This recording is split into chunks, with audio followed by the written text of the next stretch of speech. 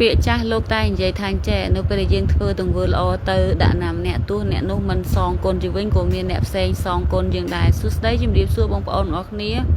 និយាយទៅខ្ញុំមកនៅឥណ្ឌា3 4ឆ្នាំខ្ញុំមិនដែលបានជួបជាតិខ្មែរទេបងប្អូនដល់ពេលខ្ញុំមកហៅថាផលិតវីដេអូអញ្ចឹងក៏ខ្ញុំស្គាល់មានតំណែងតំណងខ្មែរមកនៅឥណ្ឌាឡើងច្រើនប៉ុន្តែថងទោះថាយើងនៅរដ្ឋផ្សេងគ្នាអញ្ចឹងណាព្រោះនៅឥណ្ឌាវាធំអញ្ចឹងហើយសូម្បីតែនៅរដ្ឋជាប់គ្នាក៏យើងត្រូវចំណាយពេលមួយថ្ងៃវាយប់ជិះត្រេនឬក៏ជិះឡានចឹងទៅបងប្អូនថ្ងៃហ្នឹងដូចខ្ញុំស្គាល់បងស្រីម្នាក់តាមទូរស័ព្ទតាមអនឡាញហ្នឹងក៏ណាត់ជួបគ្នាអញ្ចឹងណាបងប្អូនអញ្ចឹងហើយក៏ខ្ញុំមកលេងនៅរដ្ឋគាត់ហើយពីផ្ទះខ្ញុំនិងរដ្ឋគាត់គឺឆ្ងាយគ្នាខ្លាំងមែនតើបងប្អូនមិនឆ្ងាយធម្មតាទេណា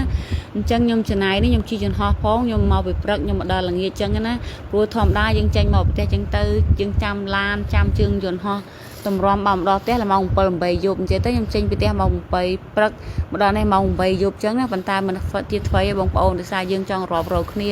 យើងសញ្ជាតិដូចគ្នាអញ្ចឹងហើយយើងនៅក្រៅអញ្ចឹងយើងនៅក្រៅផ្ទះអញ្ចឹងទៅចេះស្កាត់រកគ្នាអញ្ចឹងហើយការធ្វើដំណើររបស់ខ្ញុំព្រលឹមឡើងប្តីខ្ញុំគាត់ជូនមកតាមឡាតាមម៉ូតូទេបងប្អូនតែយើងគ្មានឡានអីចឹងណាចឹងក៏យើងជិះឡានក្រុងតចឹងទៅហើយពលានយន្តហោះនេះគឺខ្ញុំជិះពលានឆ្ងាយតិចបងប្អូនចំណាយពេលពី3ម៉ោងមកដល់កន្លែងពលានចឹងហើយនេះគឺសបុតឡានបងប្អូនហើយបងស្រីគាត់បានប្តីជនជាតិឥណ្ឌាដូចតែខ្ញុំប៉ុន្តែគាត់មានសំណាងប្តីគាត់ទូធាចឹងគាត់មានអូតែលមានទេសនៈមានផ្ទះច្រើនកន្លែងមានរោងចក្រអញ្ចឹងក៏គាត់អញ្ជើញខ្ញុំមកលេងកន្លែងគាត់ហើយការខ្ញុំដើរលេងកន្លែងគាត់នេះនិយាយទៅមិនត្រឹមដល់អាហារហូបចុកកន្លែងស្នាក់នៅទេបងប្អូនសំបីសបុតចន្ទហោះគាត់ចេញឲ្យដែរអញ្ចឹងហើយខ្ញុំមានពាក្យអ្វីក្រៅពីពាក្យអរគុណបងស្រីបងប្រុសជូនពរបងរកស៊ីមានបានរមុខរបរជាកកបទៅមុខអញ្ចឹងណាតែខ្ញុំមិនមកលើកនេះមិនមែនថាជួយបងស្រីម្នាក់ទេមានខ្មែរម្នាក់ទៀតមកដែរនិយាយទៅថ្ងៃអាទិត្យបានគាត់មកដល់និយាយទៅយើងស្កាត់ជួបគ្នាថាយើងរាប់អានគ្នាអញ្ចឹងបងប្អូនដោយសារដឹងស្រាប់ថាយើងនៅខ្មែរនៅឥណ្ឌាវិតិវាមិនមានច្រើនដោយពួកដែលថាគាត់ដែលនៅបារាំងនៅអាមេរិកជនជាតិខ្មែរច្រើនហើយទៅកម្រជួបតែម្ដងអញ្ចឹងបានស្កាត់ជួបគ្នាបានតែ3នាក់ទេ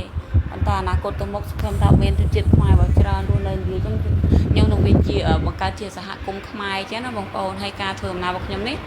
មកលេងនៅរដ្ឋឆាណៃហើយពេលដែលខ្ញុំមកដល់រដ្ឋឆាណៃព្រាមហ្នឹងផ្ទះគាត់នៅឆ្ងាយពីទីក្រុងគេប្រហែលជា100 គីឡូជាងអញ្ចឹងត្រូវជិះតាក់ស៊ីតអញ្ចឹងណា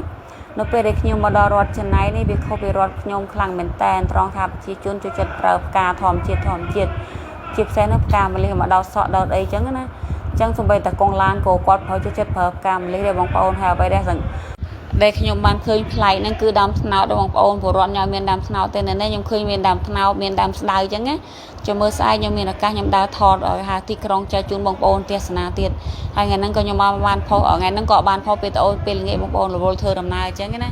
ហើយសង្ឃឹមថាបងប្អូនជួយគាំទ្រវីដេអូខ្ញុំផងខ្ញុំនឹងថតអ្វីថ្មីប្លែក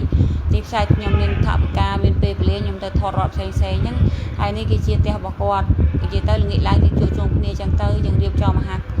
រពេលល្ងាចជាអាហារខ្មែរទេអញ្ចឹងនិយាយថាអាហារខ្មែរមកជាហៀងតុកអញ្ចឹងទៅមកជាងតុកទៀតអាហារជនជាតិឥណ្ឌាប្តីគាត់ហ្នឹងឯណាអញ្ចឹងអាហារខ្មែរមានឆារណងមានស្លម្ជូរត្រីអញ្ចឹងទៅហើយនឹងមានសាច់ក្រកហើយក៏មានជ្រក់សក់ស្រូវតាមដងនិយាយទៅខ្ញុំអាចស្វែងរកម្ហូបខ្មែរនៅទីនេះពេញធឹងតាមដងបងប្អូនហើយវីដេអូខ្ញុំថ្ងៃហ្នឹងមានតែប៉ុណ្្នឹងទេបងប្អូនអរគុណច្រើនបើស្រឡាញ់ចូលចិត្តជួយ like ជួយ follow page ម្នាក់មួយផង